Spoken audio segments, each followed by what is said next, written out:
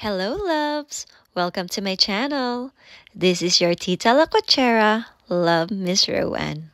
If it's your first time to be on my channel, please watch my previous videos and subscribe. Thank you! Hello, everybody! Eto, nag-guest speaker ako sa graduation ng elementary students sa aking alma mater, ang Gordon Heights 1 Elementary School. Isa ito sa milestone para sa aking buhay. Kaya naman, pinakuha ko talaga yung video ng aking speech. Para naman, my memories. Kaya, enjoy! Magandang gabi po sa ating lahat. Isa pong malaking karangalan na ipakilala sa inyo ang ating panauhing pandangal ngayong gabi. She is a dedicated professional with a strong foundation in engineering, coupled with extensive experience in procurement and project management. She is the daughter of Romeo and Salome Guerrero and is the third of 7 siblings. She graduated from Gordon Heights 1 Elementary School in 1994. Graduated and part of the pioneering batch at Regional Science High School. She pursued higher education and graduated with a degree in Industrial Engineering at Montreal Ora College in 2002. She started her career as a buyer in Omron Subic Bay, a Japanese manufacturing company who makes ATM machine. Seeking independence, she relocated to Baguio City to continue her work as a buyer in Mold Controls Corporation, an aerospace company producing flight controls for the airplanes. She climbed the corporate ladder and currently serves as a transition project manager, where she leads projects and facilitates seamless transitions within the organization. In her free time, she loves spending time with her family and traveling locally and abroad. She also dabbles as a YouTuber, chronicling her travels around the world. Ladies and gentlemen, our guest speaker, Miss Rowan Encarnacion Guerrero. God bless.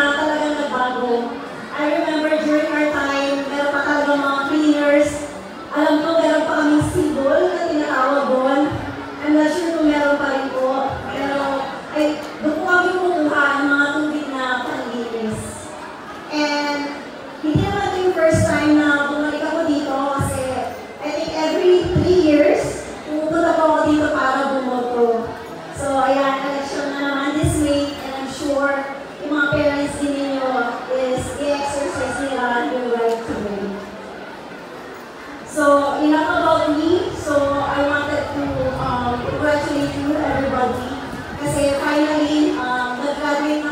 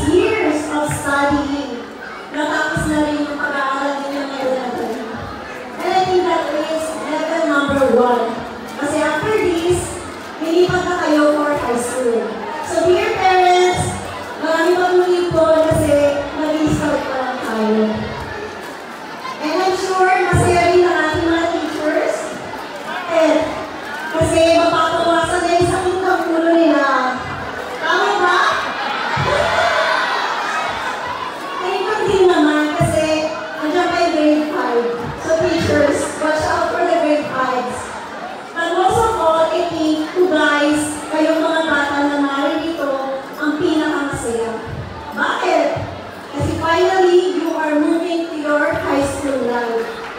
Di ba nga? Sabi nila, high school life ang pinaka-exciting. Yes, true enough. Super exciting talaga nung nag-high school ka rin. So, bakit siya exciting?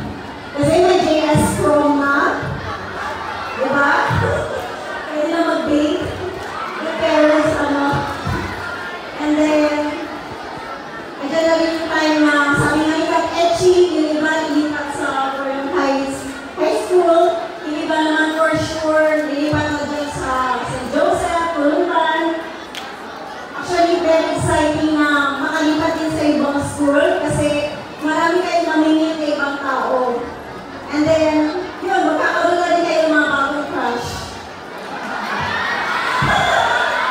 Okay, normal lang naman yun. So, basta, normal naman na crush, pero dapat, ano pa rin, pag-aaral.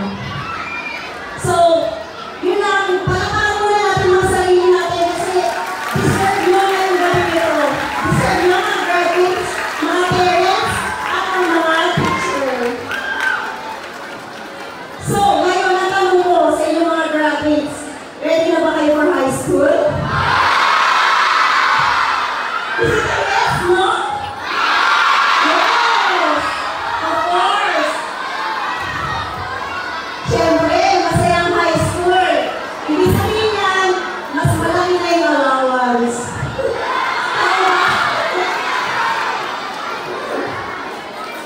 So I think lahat naman kayo is ready na for high school.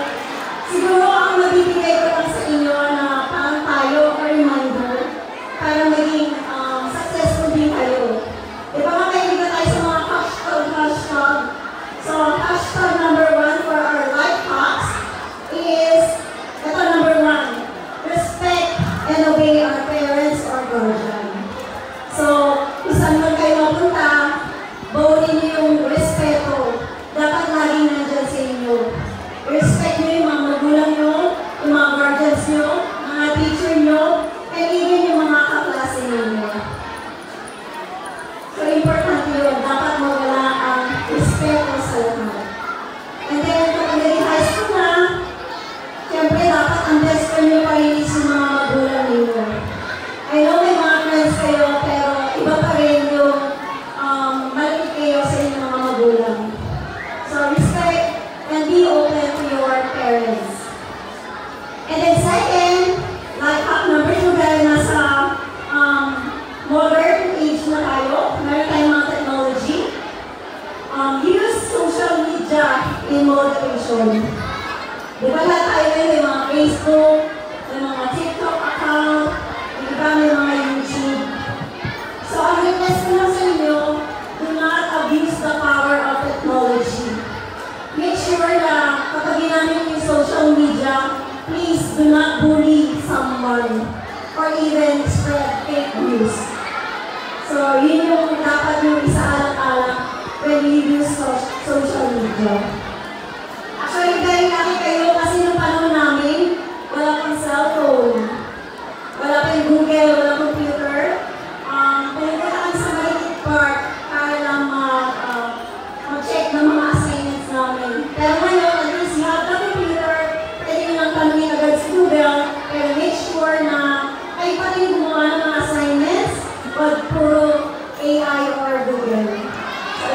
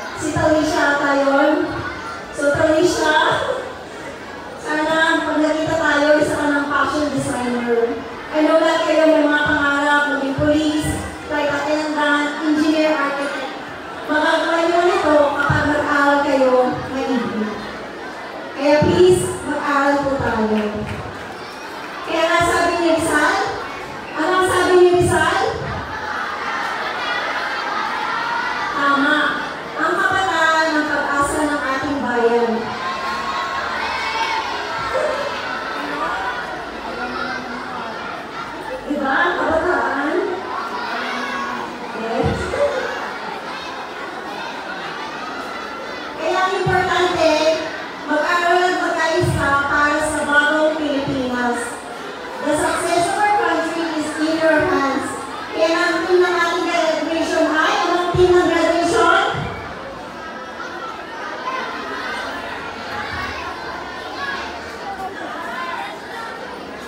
Sino gusto sumagot?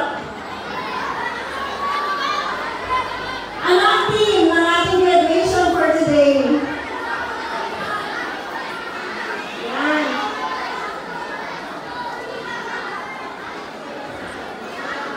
Yan ang sabi, henerasyon sa pagkakaisa, kaagapay sa bagong Pilipinas.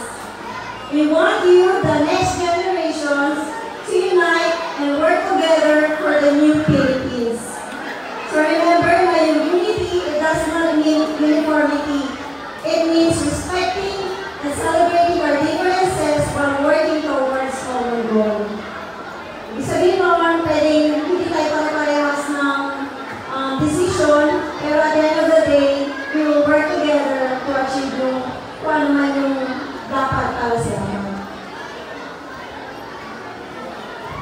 So, as we look towards the future, let us commit to being active participants in building the new Philippines. You will be the catalyst for the positive change. So, ready na ba kayo sa